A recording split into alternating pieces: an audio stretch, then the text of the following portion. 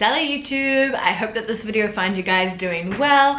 I am back with another one of my what not to do in France videos, which you guys seem to love. I've done what not to do in Paris. I've done what not to do when dining and eating out in France, which is quite related to today's video topic.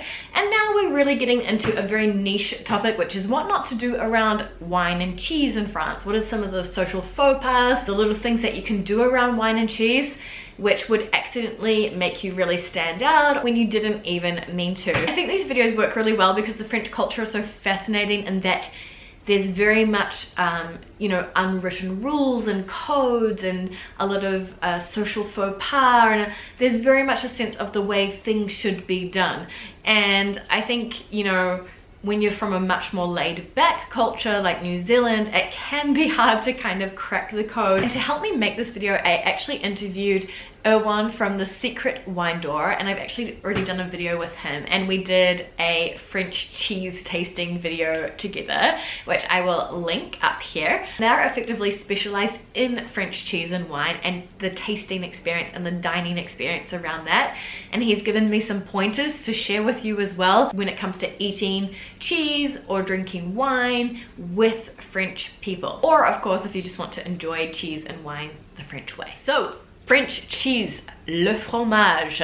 What do you need to know? Well, the first tip for you is really around the placement of the cheese in your meal. So usually cheese isn't an appetizer or what we call an entree, a first meal, you know.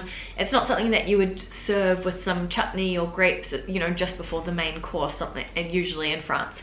Cheese is served always between the main meal and the dessert. So the French meal would always go kind of apéro or nibbles, appetizer, entree, main, cheese course, dessert, coffee. The exception to this, of course, is when you're like out with friends and you take a platter to share and it's got cheese and charcuterie for the apéro.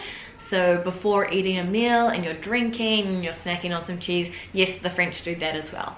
But if you're serving cheese as part of a meal, that's where it usually goes. So when you're serving the cheese, the ideal is to really serve it on something that's made of natural components like wood, for example. Glass or ceramic also works, but what you should never do is serve cheese on metal because it can actually alter the taste of the cheese. And in terms of displaying the cheese on your platter, so cheese is always meant to be served from the mildest to the strongest flavor. So if you start off with a very mild brie, for example, and then you go all the way up to a blue cheese, if you're serving people and they want several varieties, you always give them the mildest ones first. And the tip was actually to arrange the cheeses on your platter so that's obvious for your guests, you know, basically the direction in which they should consume the cheese. When you're cutting the cheese, there are a few rules around this. So it's always important to cut the cheese from the inside out. So if you have a round cheese like a camembert or a brie, you would start in the center and go outwards, not just because it looks pretty, but because cheese matures from the inside out. And so it makes sure that you have all of the oldest cheese to the youngest cheese, so you have the entire flavor spectrum that would go effectively from the strongest to mildest part of the cheese. And so if you have a big rectangle cheese, you would cut it down lengthways. If you have one of those sort of log cheeses, you would cut it into slices. You're always cutting it in a way that makes sure that you effectively have every aspect of the cheese from where it matured outwards. And ideally, apparently it's better to always change the knife or have a different knife per cheese that you serve. But obviously this is for like pros. I mean, in everyday life, probably just use the same one. But ideally, it is better to switch up the knife. Now, my last one on the cheese front, and apparently this is a really big deal in France, in the cheese eating world, don't spread your cheese on bread like it's butter. So don't, you know, and I've been so guilty of this, take like a big chunk of camembert and like slide it on your bread and really rub it in and then go to eat it. Apparently it's just not the done thing. What you're better off doing is very much taking the slice of the cheese, placing it on the top of the bread, a small piece, and then eating it and then going back again for more. That was a really big point that he pointed out. He's like, cheese is not butter. Although, I mean, it basically could be if you're talking about fat and calories and all that good stuff, but don't treat it like butter. Just before I move on to wine, I have to ask, have I missed anything? Do you guys know about any sort of rules or social faux pas around eating cheese in France, or kind of the French way? If you do, please let me know down in the comments below. I find this kind of stuff so fascinating. Okay, now moving on to the wine, and this one I did need to ask people about because I don't know if you guys know this about me, but I don't actually drink. So someone who doesn't drink alcohol, coming up with tips on what you should and shouldn't do when consuming wine was a little bit tough. But don't worry, I asked Owen from the Secret Wine Door. He gave me some great tips, and then plus just general observation, I was able to put some tips together for you. I have actually also done a French wine 101 video with a wine connoisseur, let's say, who she goes by Girl Meets Glass in Paris. So I'll definitely link the video for you guys so that you can check that out as well, because there's heaps of different facts in there on top of everything that will be covered in this list.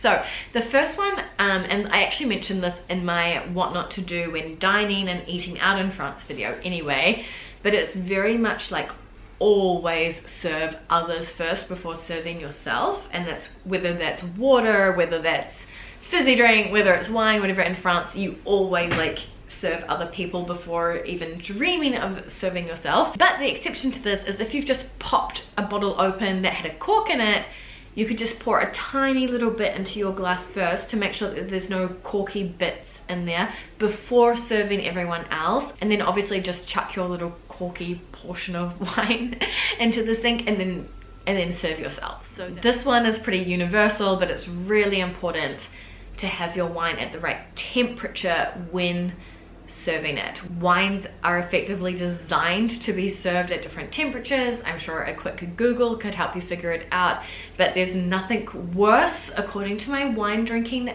specialist friends, than like a warm white wine. I also got the advice that when you're serving wine amongst other people, don't think that by filling up their glass you're being generous. And in fact, this actually makes the life of a wine drinker more complicated. It's much better just to have a third of the glass filled up, for several reasons. I mean, it's easy to manipulate the glass, it's easy to swirl the wine that's in the glass if they want to swirl, and of course it also helps your guests to monitor how much they've had to drink, because they could easily lose count if like one time it's filled up, you know, 3/4 of the way, halfway, third, etc. The golden rule is to stick to a third, and it makes everyone's lives easier. Now, when holding your wine, I think this one's quite common knowledge, but I've also had the advice, like, don't hold the wine by the bowl, I guess, by the glass, the bottom of the glass like this.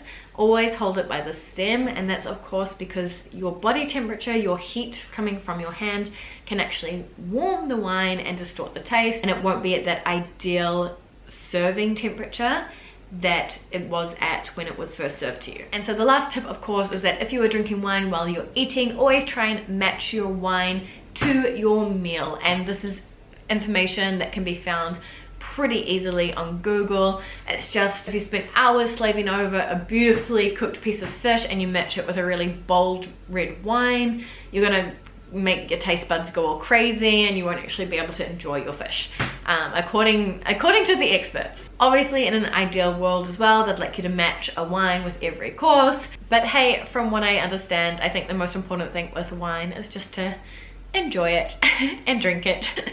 So you can take these tips with a grain of salt, but this is the advice that I have been given by the expert. So if I've missed anything on the wine front and you can think of some other major kind of social faux pas, please let me know in the comments down below. I love learning about this kind of stuff. And otherwise, let me know down below which of these tips you didn't already know about or that you're going to implement next time that you're having a bit of cheese and wine. If you guys like these kinds of Francophile videos around life in France, French culture, Kiwi culture, New Zealand life as well, please subscribe to my channel, and I will see you next video Wednesday on the Not Even French channel.